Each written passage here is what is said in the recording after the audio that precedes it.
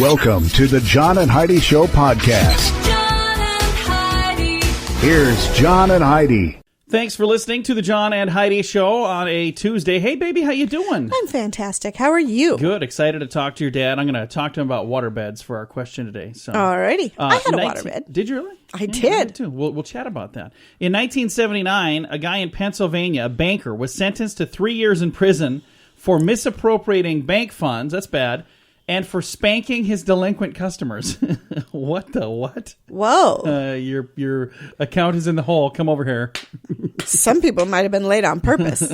So I wonder how you did it. Oh, no. I've been a bad girl. My payment is late. Do you think you did it like by how much, how late, how much in the How hole? many spankings you get? You're $10 behind in the hole. $115. Here's one for another one. I don't know how it went. Hey, a sheep, a duck, and a rooster were the first passengers in a hot air balloon. Never really thought about that. We talk about, like the first creature in space, the monkey and dogs and all that stuff, but hot air balloons, never thought about it. And in 1968, Steve McPeak traveled from Chicago to L.A. on a unicycle. It took him 6 weeks. I'm not exactly sure why he did that. I don't know. It sounds like an interesting thing to do. I'd like to know how they chose 3 animals. I'm not sure. To go into the hot air okay, balloon. let's, what do we got handy? What is a sheep? What do you have? I got a duck. And wouldn't just a one rooster. animal suffice? You'd think. Why 3 I don't different know. animals? I have no idea. And let's throw one of these in there and one of these. Yeah, got a whole batch of weird stuff. Coming up, we got more fun things on a Tuesday edition of the John and Heidi Show. John and Heidi. Today is a special day, Heidi. You know what today is? What is today, John? I thought you'd never ask. It's Tuesday, January the 24th. Today is Belly Laugh Day. Ah. I love a good belly laugh. So do I. I like any kind of laugh. I like a chuckle, a guffaw. I like them all. Hey, it's also Beer Can Day today. That's pretty cool. It is International Mobile Phone Recycling Day. That's a good thing to do. If you've got a phone that you don't use, if you recycle it, there are some services where they can utilize that, and it still comes in handy, like for 911 services. Where do you recycle them?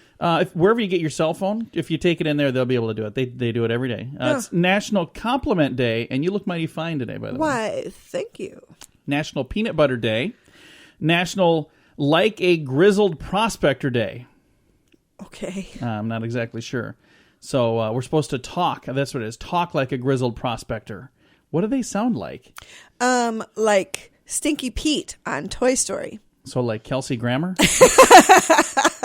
I'll work on that. Thanks for listening to the John and Heidi Show. John and Heidi.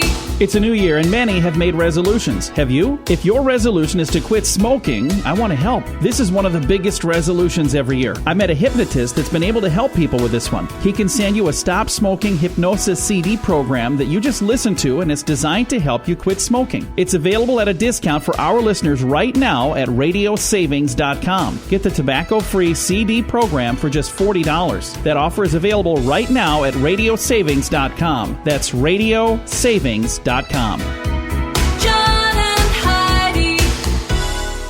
You know it's true because you heard it on the radio. How can a zoo keep a giraffe from having baby giraffes? Apparently, they put them on the pill. Shavit, a giraffe, is on the pill right now. This is zookeepers in Jerusalem are putting their frisky female giraffe on birth control. Why would you not want baby giraffes? They're Well, so cute. They say Shavit has had 2 babies in 4 years. While little giraffes are cute, officials of the biblical zoo say they don't have room for any more. The vets are having a unique way to deliver birth control hormones. They're using a dart to inject the drug. Oh. So they have to inject it. They're like, okay, she doesn't want this for some reason. I don't know. Maybe it's because you're jabbing her with a dart. That doesn't sound like a fun thing. And if they don't have room for these giraffes... I'm sure there are many zoos that would take those off their hands. I was going to say, you'd think that somebody would It's want a giraffe. I think giraffes are adorable. I love giraffes. I think I told you about this last week, but I had a friend on Facebook that had a picture of a giraffe with a boat with a necktie. Did I tell you about that? Okay. Mm-hmm. For those of you that didn't hear it, because now it's kind of like saying, hey, this, and if they missed it, they missed it. he had a picture of a giraffe with a necktie, and one way up by the giraffe's chin and the other one way down by the giraffe's body. And I said, if a giraffe were to wear a necktie, where would be the proper placement? And this is the kind of thing my friends and I talk about on Facebook. There were a lot of comments on this, and everybody had really good excuses as to why it should be there. Where did you say it should be? It goes down by the body. See, now, my favorite answer was during the day he would have it up high, but then, afterwards, like on a casual on his way home, he'd loosen At it. happy hour. Yeah, he'd loosen that sucker up. You can still loosen it. No. I mean, it's not like when He or she. you go to work with a tie on, it's up by your jaw. It's always at the base of your neck where your neck meets your body. Unless you're doing it That's wrong. where it goes. Okay. Anyway, that has nothing to do with this other than, I think we brought that up for some stupid reason last time too. But this is a story about a giraffe in Jerusalem, and it's true because you heard it on the radio. John and Heidi. The John and Heidi Show is brought to you in part by the Keystone Treatment Center. This is your brain, and this is your brain on drugs. We share silly stories here on the program, but addiction is no joke. If you or someone you know suffers with an addiction to drugs or alcohol, make today the day you seek help. Call toll-free 844-204-1055. That's a toll-free number. Again, 844-204-1055. And this is your brain on drugs. Authorities arrested a man that they said tried to trade his father's car for $50 worth of crack cocaine. Wow, that's probably a bad idea. Deputies arrested a 39-year-old man after his 74-year-old father reported his Lincoln had been stolen. Deputies arrived at the father's home. They saw the son was walking up the street. They determined that the car had been sold for drugs. Deputies later saw somebody else driving the car and pulled them over. The driver fled the moving car, which hit two parked cars. Deputies caught the driver, who was arrested on suspicion of evading an officer and resisting arrest. The son was arrested on suspicion of car theft. Wow. That's sad. Awful. Yeah, don't do that. Steal from your No, dad. don't steal from anybody. It's just a bad idea. But kids, that's what happens when your brain is on drugs. Don't do that. Coming up, we've got your moment of duh and your scoop of the day and Tuesdays with Charlie before you know it, right here on the Tuesday edition of the John and Heidi Show. John and Heidi. Now your moment of duh. The people in Nice, France are supposed to be nice, right? I don't think that necessarily means that they are nice, just because the name of their place is called Nice. Well, they must be kind of nice because they once allowed people to buy things with Monopoly money. This happened for real. They're either really nice or just naive. In 2002, the euro entered Europe. When it first appeared, some people were a bit confused about what a euro was. On the first day that the new money was legal tender, a man purchased a number of his drinks by giving owners of establishments in Nice that he said, hey, this is the new euro bill. The owner accepted the bill and, Except it says Monopoly right brought the on man it. the drinks. It was only after he left that somebody noticed that it was not the euro, but it was a bill from the European version of the board game Monopoly, and it did say Monopoly right on it. So, that's not a euro. Stupid. Yeah, that's what they look like. No, it's not. See here where it says Monopoly. Yeah, you are an idiot. So, that's what happened in Nice, France. Coming up, we have your scoop of the day.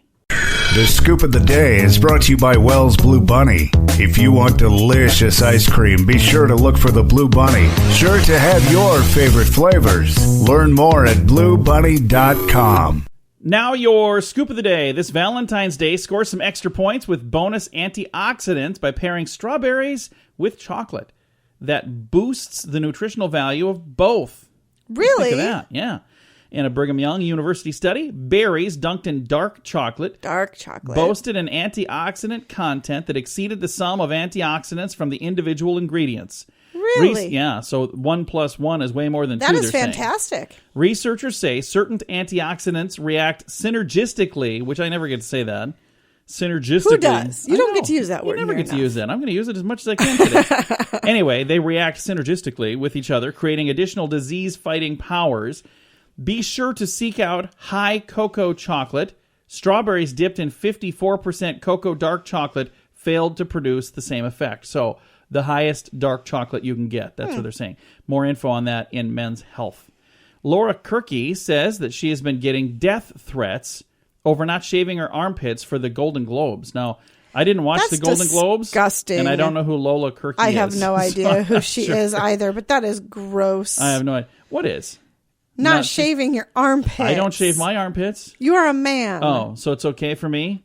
Men are not supposed to shave their... Women are supposed to shave their armpits. All right. It's disgusting. We'll move on to the next subject here. In a new report, scientists say that activating a certain 2 sets of neurons in the brain of mice, they were able to turn those docile creatures into savages. Oh, that's lovely. Did we talk about this? I don't know, but I think we might I think have. that's ridiculous. Yes. Why would you want to have something that can turn somebody into a savage? I think that it's so you can make a really cool, scary movie. Because that's kind of what that's going to turn into. Savage mice from the lab next door, part 5. Environmentalists say that raking leaves is not good for the ecosystem of your backyard. So they're saying... We have talked about this. Yeah, so we don't need to do that. I am thrilled to hear that, actually, because we raked our whole yard, and then we had a whole ton of other people's leaves blow into our backyard where we previously had none. It was pointless to even do it. We're just going to leave them. Yeah, those are there for the ages now. According to a thing I heard on the radio. Hey, New York Times story finds that the U.S. is by far the most expensive place to give birth.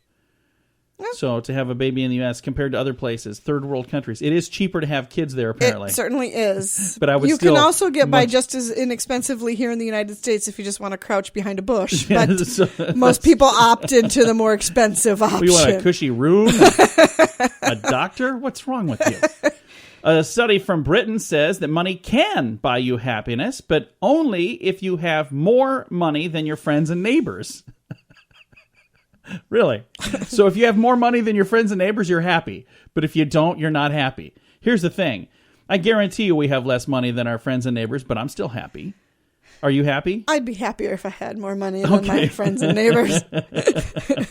I don't think money buys happiness. As a matter of fact, some of the people that I know in my life that have the most money are the most miserable people I've ever met.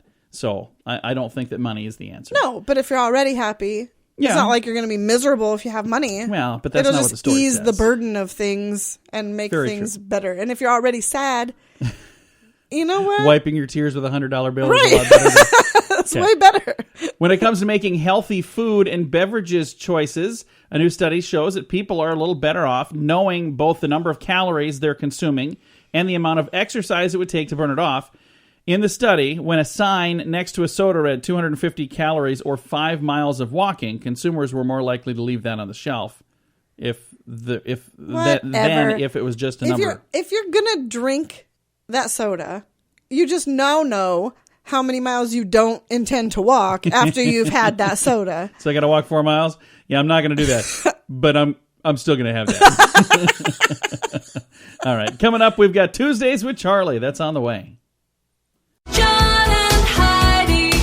Radio advertising works. When it's done right, it works even better. There are many things you can do to get a better response, and shouting sale really isn't the best thing, believe it or not. Did you know that when you put words to music, they're 9 times more memorable? If you're trying to get people to remember your company, consider a jingle. We work with one of the very best jingle companies in the business, and we'd love to use music to help you grow your company. Learn more and hear examples at RadioReallyWorks.com. That's RadioReallyWorks.com. And it's time right now for my favorite program, something we do every Tuesday just because we can. We pick up the phone and we call my father-in-law for a little program we like to call Tuesdays with Charlie. How you doing, Charlie? Another Tuesday. Yeah. And we're getting closer and closer to that big special game here, and your Bears didn't make it, so are you going to even pay attention? You're going to watch? Probably not. Probably. I bet you will. Yeah. I'd put money on the fact you'll still be watching. No, we're Heidi and I are not big sports people, but I know you're really into that. So are you excited about the two teams that are in it or no? You know the difference, what the shape of a football compared to a basketball is? Yeah, I've seen the two. Okay. I vaguely know the difference. You're not much into sports, so I just wanted to know. No, we're not much into sports. Well, what kind of cool stuff are we going to talk about today, Charlie? Well, let's see here. What do I got here? I'll pull up something. Here, we'll start with this. All right. Did you know that ants outnumber humans 1.5 million to 1? Holy cow. Really? That's a lot of ants. That's a whole lot of ants. Well, we better hope they don't ever, get the technology to take over this planet or we're all in trouble. That's right. An ant uprising. Hey, then, Did you know that humans are the only primates whose tooth size decreases as brain size increases? I did not know that. The shoe I size. must have a big brain because I don't have any teeth. Oh, Tooth size. Heidi. tooth size. I thought they said shoe size. Yeah. I was like, they wear shoes. Monkeys all wear shoes. So, did you see the ape wearing those Nikes? Crazy. I'm going to say something, but you ain't got your finger on the button. Okay. You actually listen to me when I'm talking? Not really. Okay. Get used to it, Charlie. Okay, hey, then you had a little party the other night, right? Yes, we did. Did you have 23 people there? No. We had, well, then I'm going to tell you this anyway. we had 2 or 3 people there. No, it we had was a more few than more 2 or now. 3. Yeah. If you have 23 people in a room, there's a 50% chance that 2 of them have the same birthday. Oh, no kidding. Oh. That's cool. Not the same year, but the same day. Yeah, and it's funny because so many times when you meet people, like if somehow birthdays come up, they always know somebody that has a birthday that's either that same day or like right by it. Mm-hmm. Like, There you go. Your birthday's in November? My neighbor's cousin's brother was born in November. Really? How fascinating. What are the odds? Dog died in November, too. So. What are the odds? Now we all know. According to Charlie, that's not uncommon. There you go. Hey, then, did you know that Saudi Arabia imports camels from Australia? No kidding. I did not know that. Well, see, that's why you listen to me every Tuesday. They don't have camels there? Well, not enough at Apparently least. raise more in Australia than they do Saudi Arabia. There you go. Well, that's interesting. It is. I didn't even know they had camels in Australia. Everything we learn on Tuesdays with Charlie is interesting. Then I got one last thing here for you because I know your brain's just swelling up with all this knowledge. Okay. Or it's swelling up with something else, I don't know. It was something, yes. In Australia, you will receive a $200 fine if you touch an electrified wire that causes instant death. Oh, well, that's good luck. Good luck getting that fine paid. You mean your estate will get to pay that fine? Somebody's going to pay it. Huh. Well, Charlie, are you ready for a super tough question? Ooh, a tough one. It's just, I'm going to ask you about a year, and then we'll see for bonus points if you know who invented it. What year was the waterbed invented? You'll never get it right, because I cannot believe this. Okay, I'm going to say 1850. You're a lot closer than I thought you were going to be. Because I associate waterbeds with like the 1970s and 1980s, but it was 1832. So you were real close. Really? Yeah. Close. By a Scottish surgeon named Neil Arnott, and it was his way of improving a patient's comfort. So while he was cutting on you, he was like, here, you just lay on this waterbed. Huh. I hope I don't miss. Otherwise, can you swim? Do you ever have a waterbed, Charlie? No. No? I did. Did you? Mm-hmm. Did it ever spring a leak? No. I had one and it sprung a leak. That's not good. That's a bad thing. That causes a lot of water I damage. actually kind of liked my waterbed. I don't know why they don't really make waterbeds Because anymore. they're heavy and they're hard to move. I'll give you another big long list later. Charlie, thank you so much for chatting with us. It's always fun. I'll be there next Tuesday. Bye, Awesome. Daddy. Bye, Fluff. Bye, John. Bye-bye. My father-in-law, we talk to him every Tuesday just because we can. It's a little program we like to call Tuesdays with Charlie. John and Heidi. When is the last time you changed the air filter on your furnace? Now, don't be embarrassed. That happens to a bunch of us. The furnace filter should be changed often. This will help your heating and cooling system run more efficiently, and it'll even extend the life of your system. Now, there's an easy way to make it happen. Filter Easy, a new subscription service that delivers your size filter right to your door on the schedule you choose. It's easy. Filter Easy. One less thing to worry about. Learn about a special offer available now at radiosavings.com. John and Heidi.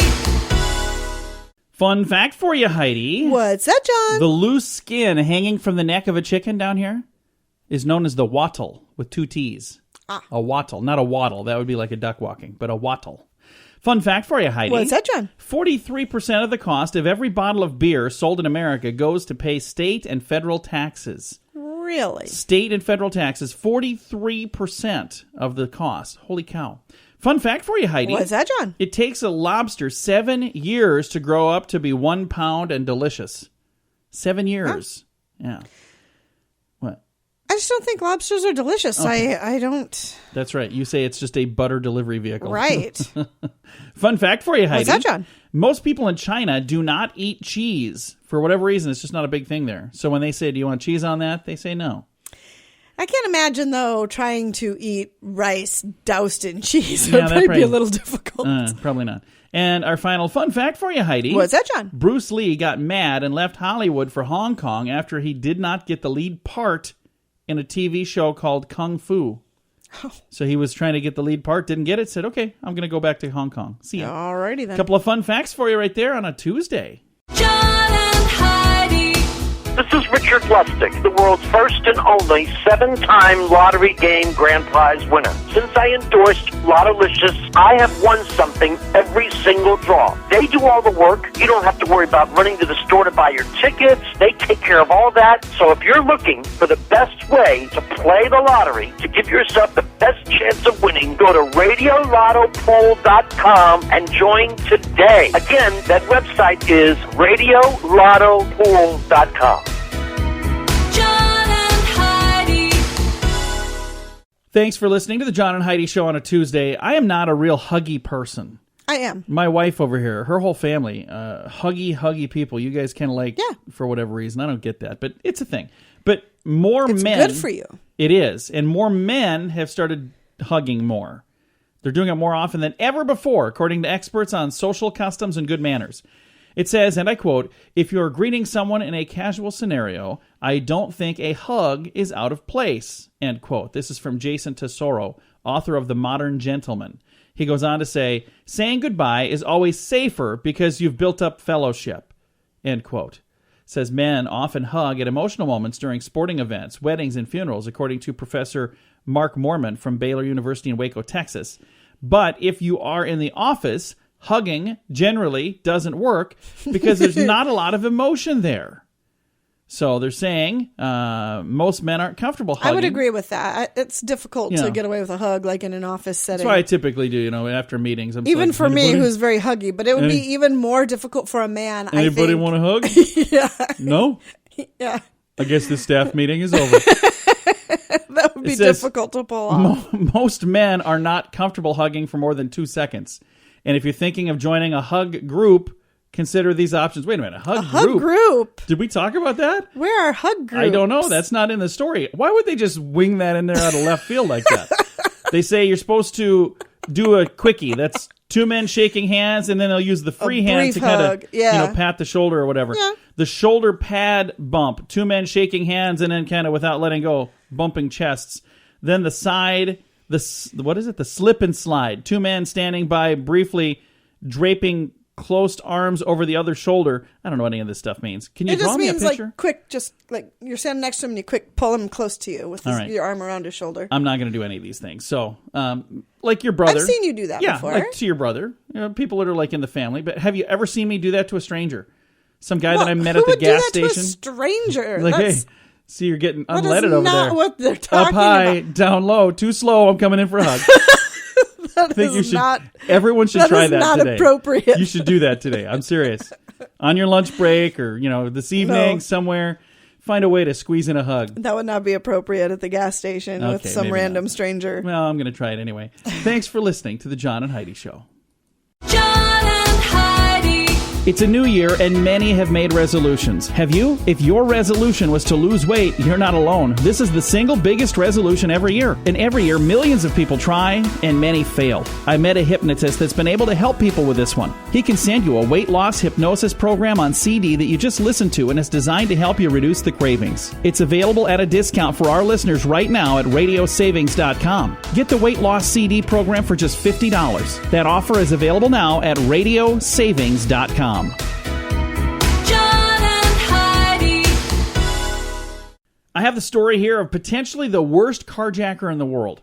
David Thompson. He's over 6 feet tall, about 200 pounds, so it's a pretty good-sized guy. Sure thing. But that didn't stop a 65-year-old grandpa from beating the snot out of him when he was trying to steal his 96 Chrysler. First of all, you make it sound like 65 is ancient. No, it's not. It's not. But he's a 65-year-old grandpa. That's what it says in the story.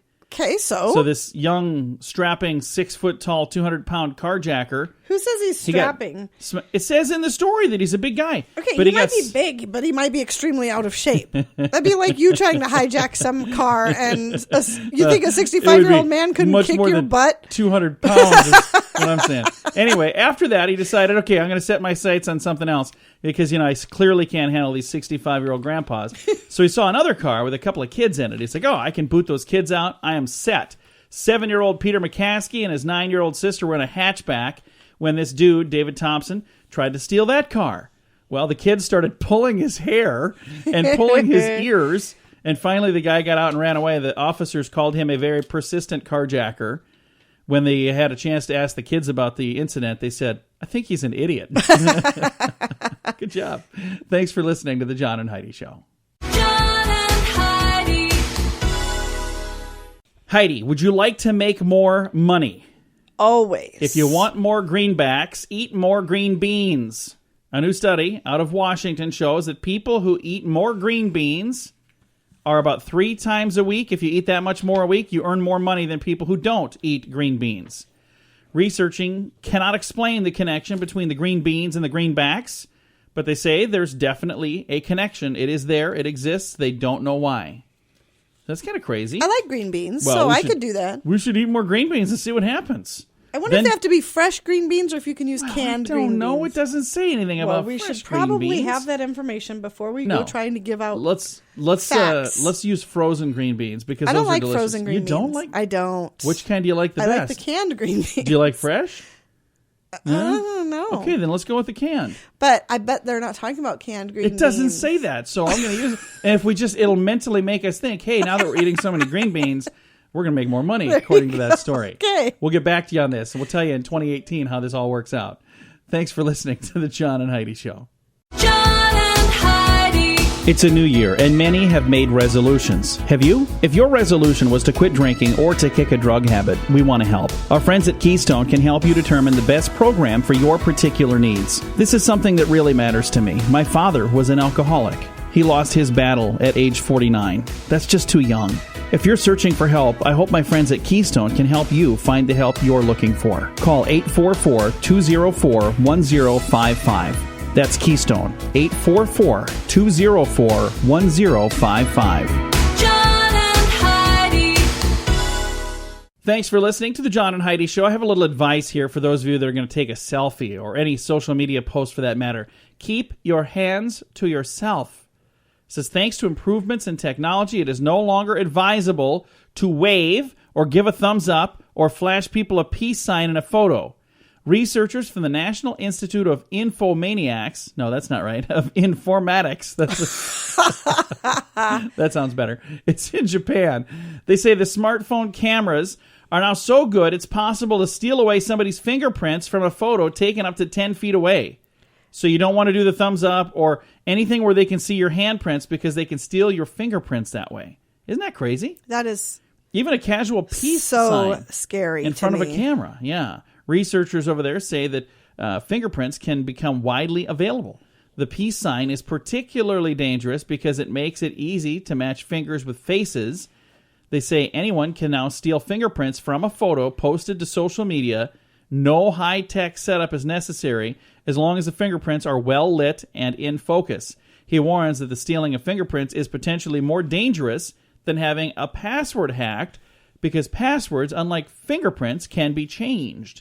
So saying this is bad stuff. And they're pretty much saying right in the story that anybody can do this. So, wow, what a great idea. Let's just tell everybody out there that, hey, here's something to look for. All you criminal masterminds that are listening to the John and Heidi Show, I'm pretty sure we've weeded out anybody that's of a criminal background, wouldn't you say? Probably, because we talk about their brothers and sisters on this program, their peers in a very not so great way every single day, because we always have stories of people doing dumb stuff, and we never have a whole lot of, while we're talking about them, it's not like we have a whole lot of. Trying to think of the right word. Positive things to say about them. But it's not like a lot of remorse. There we go. It's like, yeah, they kind of had that coming. So anyway, good news. We always end with good news, and we have some of that on the way, and it'll be good news. It's on the way in a bit. John and Heidi. This portion of the John and Heidi Show is brought to you by the John and Heidi Show. That sounds kind of funny, but it's true. Go to your local radio station and ask them to start carrying the John and Heidi Show. Here's the best part. They can carry the show for free. They play a couple commercials, but it doesn't cost them anything every month. So if you know a radio station that could use a little bit of help, send them our way. Send them to johnandheidishow.com. Again, johnandheidishow.com. We would love to do a radio program in your community. Then you could listen to the podcast and listen to us on the radio. John and Heidi. I think this is such a great story, Heidi. It's our good news for the day. We always try to have at least one good story. And there's a lot of days we squeeze in more than one good story, but we always end on a high note with a positive, good news, happy, uplifting story. And I got this one. A pair of twins from China. They were separated at birth when they were born back in China, and they were adopted by two different American families that lived hundreds of miles apart. They were reunited for the first time in person about a week ago. How cool is that? The technology we have today, and they're able to track each other down, and now they're meeting up, and I think that's just a really cool thing. I remember when I was a child, I watched Unsolved Mysteries. You used to watch that too, didn't you? There was an episode of Unsolved Mysteries where they had these two plumbers that were twins that were separated at birth, didn't even know the other brother was out there. They were two brothers, had no clue they had a twin brother, but they both lived in the same community. One was like on the east side, one was on the west side. They were both plumbers. One wore red every day, the other wore blue every day, and they both happened to love bowling. And they bowled at the same bowling alley on different nights of the week. So like on Tuesdays, one was there, and on Thursdays, the other was there, or something like that. And there were people that said, do you know, is that your brother? Because you guys look a lot alike. And then they finally had a chance to meet, and they found out they had the same birthday, the same, all of this stuff. And it turns out they were twins separated at birth. That's insane. It is. And there's more than one time that's happened. I saw a video online of like 2 or 3 different stories like that. So, but this one, if you'd like to see the video and read the details, Facebook.com/John and Heidi Show. And it's the the twins that were separated at birth in China. They got to meet last week. Really cool stuff. I think that's heartwarming. That is. It's good stuff. That's fun. Time to say goodbye, Heidi. Goodbye, Heidi. Goodbye, everybody. Have a great Tuesday. Thanks for listening to the John and Heidi Show.